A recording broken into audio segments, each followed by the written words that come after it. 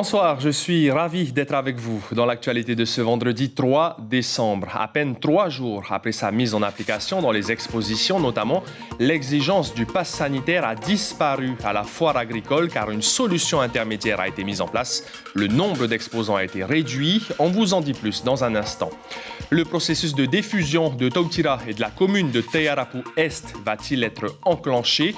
La première étape est en tout cas prévue ce dimanche. Les électeurs de Tautira sont appelés à voter pour désigner 7 membres d'une commission qui sera chargée de donner un avis sur cette séparation entre communes et communes associées. C'est la journée internationale des personnes handicapées aujourd'hui et comme chaque année, la fédération Tenyu Tehuma organisait une grande rencontre entre les instituts et les associations œuvrant pour le handicap. Le reportage est à retrouver dans ce journal. L'édition 2021 du Téléthon, vous pouvez d'ores et déjà faire des dons car ensemble, on peut tout changer. Ce soir, nous vous proposons un portrait d'une mère et de sa fille atteintes de maladie. Le quotidien des malades et de leurs proches, vous le verrez, n'est pas toujours évident. Pour parler du Téléthon et de ses dons qui peuvent tout changer, nous recevons ce soir Ernest Marshall, le président du Lions Club Papeete. Et à la fin de cette édition, nous nous intéresserons à la problématique des déchets dans les fermes perlières de Rikitea. La commune et le pays ont mis en place récemment une grande opération de ramassage. Près de 15 tonnes de déchets ont été traités.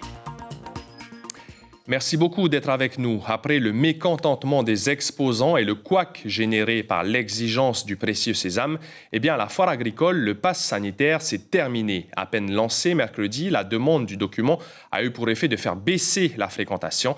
À titre d'exemple, on est passé de 2000 visiteurs par jour le premier week-end à moins de 500 le mercredi 1er décembre, jour de l'application du pass. Depuis, une solution intermédiaire a été trouvée et tout le monde semble être satisfait. Les explications de Kaline Yénard et Patrick Sinsing. Avez-vous votre passe sanitaire, madame? À peine instauré, déjà réduit à une formalité. Le contrôle du pass sanitaire ne sert désormais qu'à produire des statistiques, car depuis ce matin, vous n'avez plus besoin de justificatifs pour entrer à la foire agricole. La nouvelle s'est répandue sur les réseaux sociaux pour le plus grand bonheur des clients. On était contents parce qu'il n'y avait plus de passe sanitaire. Comme j'ai vu une reportage sur Madame Moutam qui faisait des plats, je voulais venir goûter, mais comme on ne peut pas venir. Maintenant tu peux. Ah oui, maintenant je peux aller voir qu'est-ce qu'elle a fait aujourd'hui. Je trouve un peu dommage qu'on oblige à mettre le pass sanitaire parce que c'est quand même ouvert, il n'y a pas d'attroupement comme un clocheteur, si tu veux, parce qu'il y a quand même de la place pour tout le monde. Depuis le 1er décembre, l'affluence quotidienne a été divisée par 4. Les exposants étaient mécontents et l'ont exprimé aux élus de la Chambre d'agriculture. La solution proposée, réduire le nombre de stands à maximum 50 pour éviter l'exigence du contrôle du pass sanitaire. Oui, on a trouvé cette bonne solution. Et puis là, j'ai constaté ce matin, je vois un peu plus de monde que depuis le 1er décembre. Oui, et puis c'est bénéfique pour nous, on a encore de l'espoir. En une nuit, le nombre de stands est passé de 75 à 47. Alors de l'espoir, il en faut, car le pass sanitaire a fait perdre 20% de clientèle aux exposants. La majorité des visiteurs, plus de 80% des visiteurs, avaient un justificatif. Donc ça montre quand même qu'il y a une sensibilisation de la population. Mais ça vient de commencer, donc c'est très dur d'avoir du recul et une analyse de la situation. Et on en fait un peu les frais. La foire agricole espère retrouver une affluence normale ce week-end. Objectif à atteindre, plus d'une centaine de visiteurs par heure. Et l'édition 2021 de la foire agricole s'achève ce dimanche. Pour information également à propos du pass sanitaire, il n'est pas obligatoire pour les usagers des transports en commun. On prend la direction de la presqu'île de Tahiti, à Tayarapu-Est. L'hypothèse d'une diffusion continue d'être étudiée à Tautira avec un rendez-vous important ce dimanche. La population doit désigner 7 membres d'une commission qui sera chargée de donner un nouvel avis sur ce divorce possible avec Tayarapu-Est. 2 listes sont en compétition, les pros et les anti-diffusion. Sibel Plichard et Patita Savea sont allés à leur rencontre. Le décor de dimanche est planté. Un chapiteau et des isoloirs, non pas pour un référendum sur la diffusion de Tautira, mais bien pour mettre en place une commission de 7 membres chargée de formuler un avis sur cette potentielle diffusion.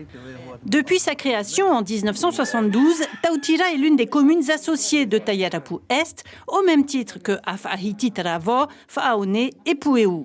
Après 7 ans de bataille, le comité 808 est toujours aussi déterminé à officialiser ce divorce. Ça signifie liberté.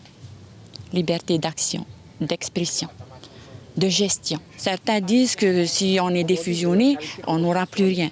On ne pourra pas demander de subvention. C'est faux. C'est faux puisque le CGCT dit bien qu'une nouvelle commune aura les mêmes droits que les autres communes qui existent. Dernier jour de campagne, porte à porte, réunion de quartier, tout est bon pour convaincre. Les partisans du pour ont été accueillis dans 600 foyers.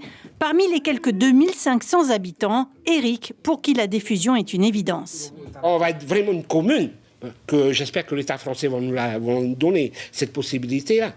Je réglerai mes problèmes directement ici à Tautira, sans prendre la voiture, je prends juste mon vélo.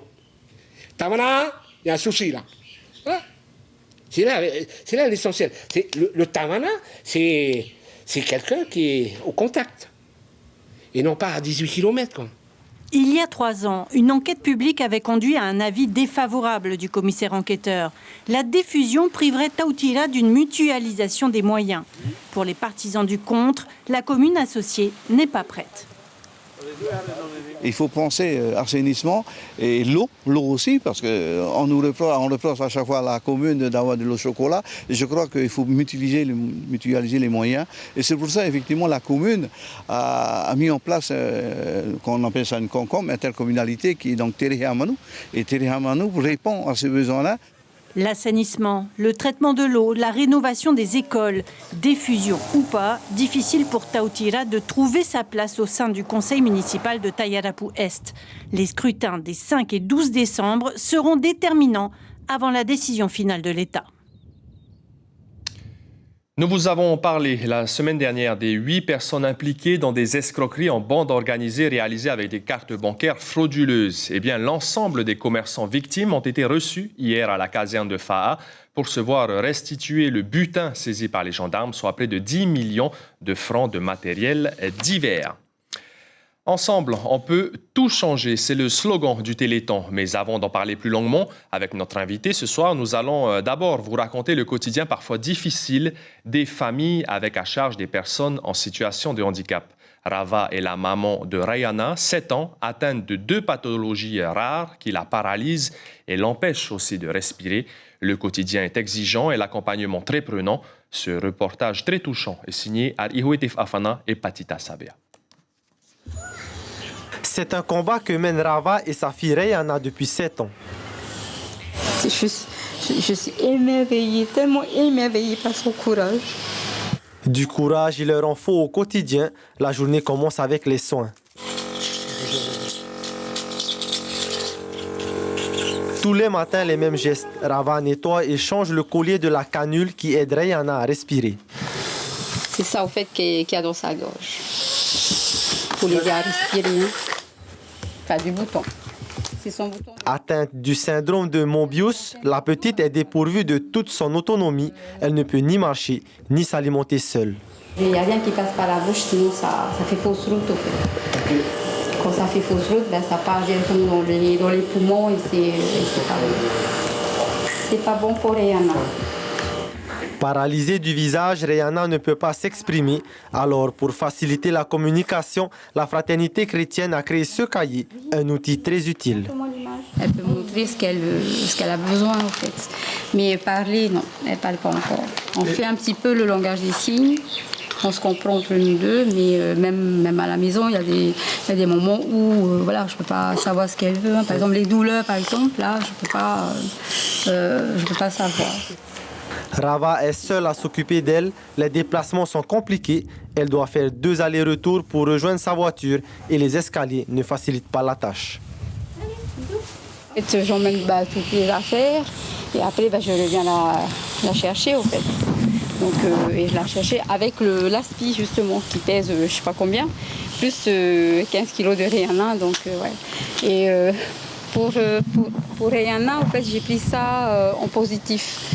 parce que, comme vous avez vu là, elle a marché un petit peu. Mais bon, par contre, c'est pas tous les jours comme ça. Une éventuelle évacuation en métropole pour une opération est prévue. En attendant, Rihanna continue à tracer son chemin auprès de sa maman. Et pour parler plus en détail du Téléthon, car votre don au Téléthon multiplie les victoires, nous avons le plaisir de recevoir le président du Lions Club d'Haïti, Ernest Marchal. Bonsoir. Bonsoir Barouki. Alors le Téléthon au Fénois a débuté aujourd'hui, ça se poursuit jusqu'à dimanche, du moins pour la ligne téléphonique 44 36 37, ça va s'afficher progressivement sur l'écran. Alors les dons ont quand même baissé au fur et à mesure des années. L'année dernière, les dons ont été plutôt bas, 5 millions. Est-ce que vous espérez remonter un petit peu la pente cette année ? Disons que ça va être compliqué, mais il faut quand même préciser que 5 millions 9, 5 millions 6 exactement, c'est quand même une somme conséquente. Et nous constatons que les Polynésiens restent généreux et soutiennent cette action.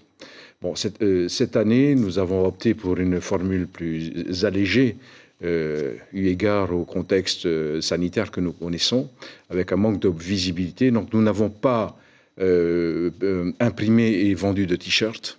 Nous n'avons pas d'événements sportifs aussi. Pas d'événements sportifs. Nous n'avons pas sollicité de manifestations comme les années passées, soutenues notamment par les pompiers.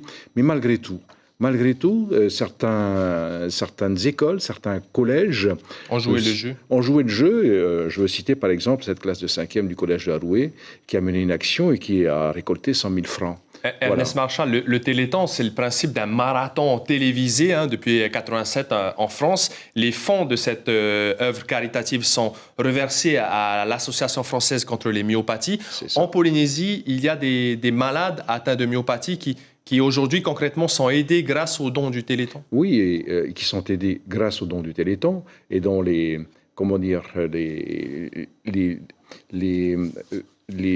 fruit de la recherche apporte à ces personnes atteintes de myopathie, de ces maladies rares, et aide les familles également.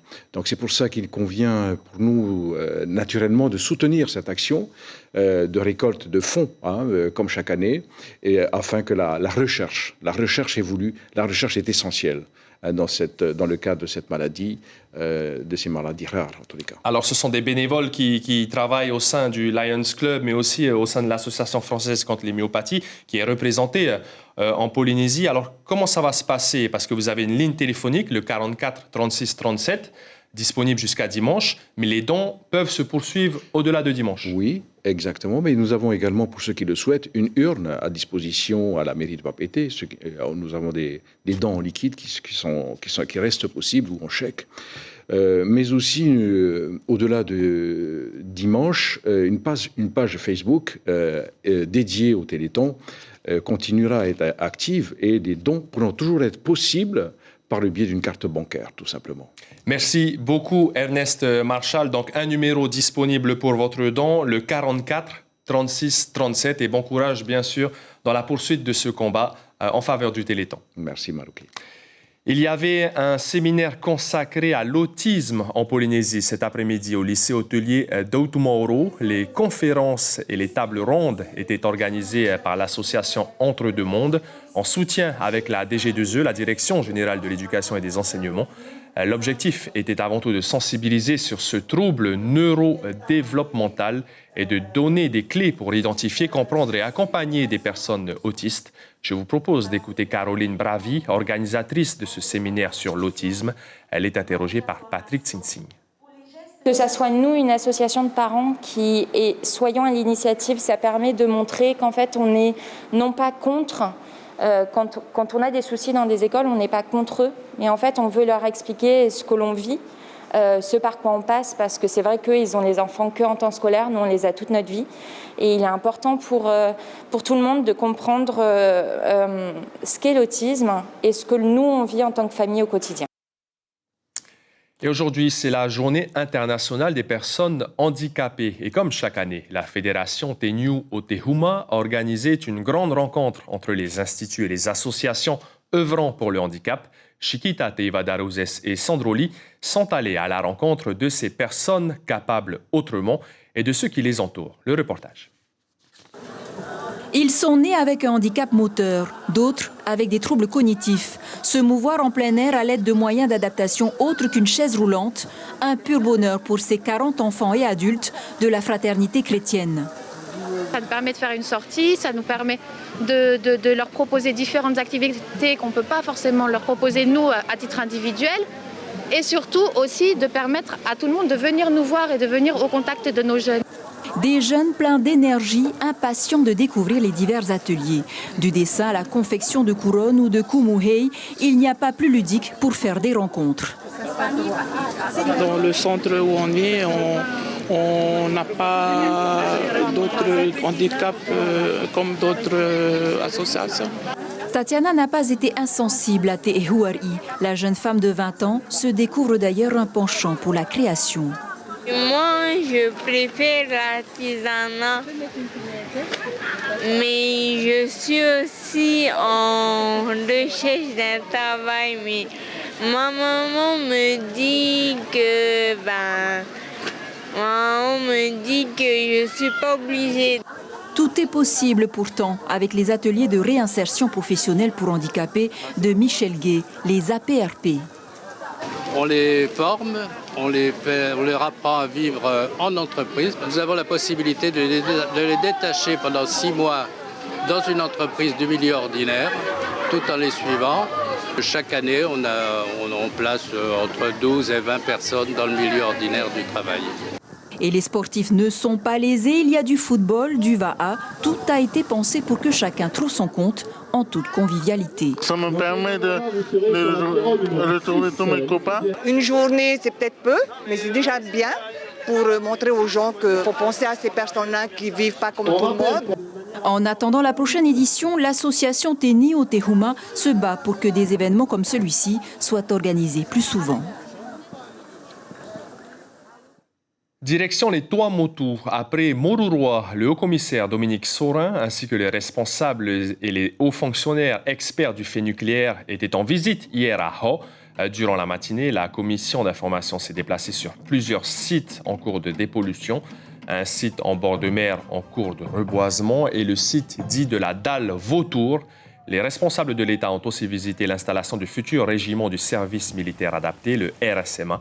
Je vous propose d'écouter le haut-commissaire de la République en Polynésie, Dominique Saurin, qui est au micro de Mathieu Allot. On a des sujets particuliers à traiter sur Hau, c'est-à-dire la dépollution des terres de Hau, qui sont polluées aux hydrocarbures, au PCB, aux métaux lourds. C'est de la pollution qui est d'origine industrielle, ça n'a pas rien à voir avec les essais nucléaires, mais il faut faire ce travail de dépollution. Donc on voulait avoir ce contact ici avec la Tavana de Hau. On travaille avec le pays sur ce sujet et on a la volonté de reprendre rapidement ces travaux de dépollution.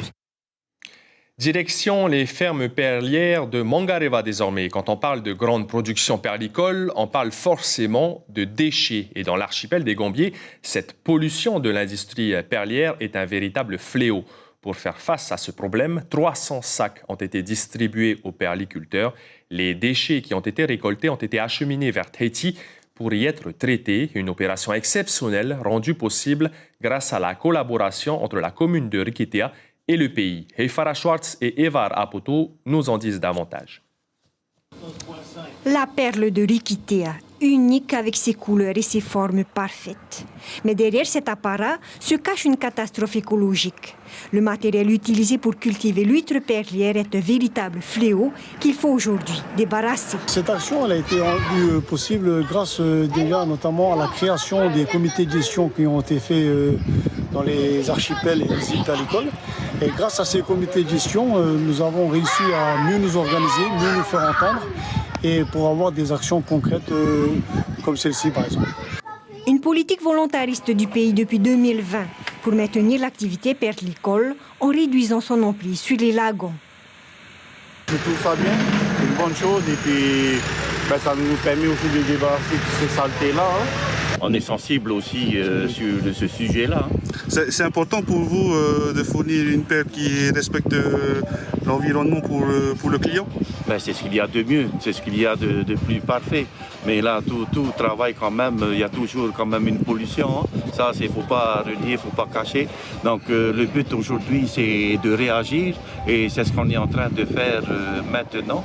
Tous les professionnels sont concernés et chaque ferme participe justement au nettoyage de ses propres déchets et ramener ici sur le quai pour pouvoir après rapatrier sur Tahiti. 103 fermes perlières sont recensées dans l'archipel. 15 tonnes de déchets sont rapatriées à Tahiti pour y être traités. Retour à Tahiti justement, les grandes sculptures prévues dans le cadre de l'édition 2021 du festival Onu'u sont en train d'être installées dans les jardins de Pao'ai et à la Maison de la Culture. Vous avez dû apercevoir 3 cœurs gigantesques si vous êtes passé dans les environs. Les 3 artistes, Barry Richard, Sarah Devio et Teveite, doivent désormais les habiller à travers leur créativité. Les 3 cœurs seront illustrés par 3 thématiques différentes, la nature, l'océan et la famille. Le résultat final des œuvres pourra être contemplé à partir de la semaine prochaine. L'information principale à retenir ce soir, les habitants de Tautira sont appelés à voter ce dimanche pour désigner 7 membres d'une commission qui sera chargée de donner un nouvel avis sur la possible diffusion de Tautira et de Taiarapu Est. 2 listes sont en compétition pour représenter la population sur ce sujet. À la télévision, ce vendredi soir sur Polynésie la Première, Vaipehe, juste après ce journal, puis 2 épisodes de la série policière française OPJ. Ce sera à partir de 21h. Merci pour votre fidélité à notre chaîne Polynésie la Première. Demain, en radio, le premier rendez-vous de l'information est prévu à 6h30. J'ai été ravi de vous accompagner tout au long de ce journal. Je vous retrouve avec grand plaisir demain soir. Prenez bien soin de vous et passez une excellente soirée.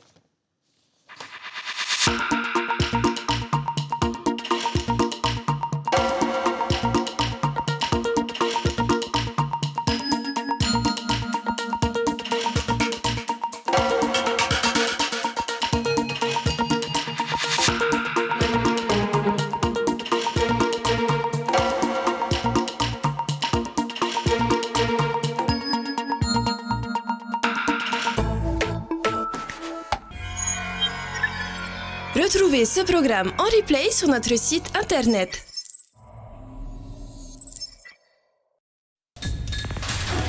L'information en continu sur Polynésie la Première, internet et réseaux sociaux.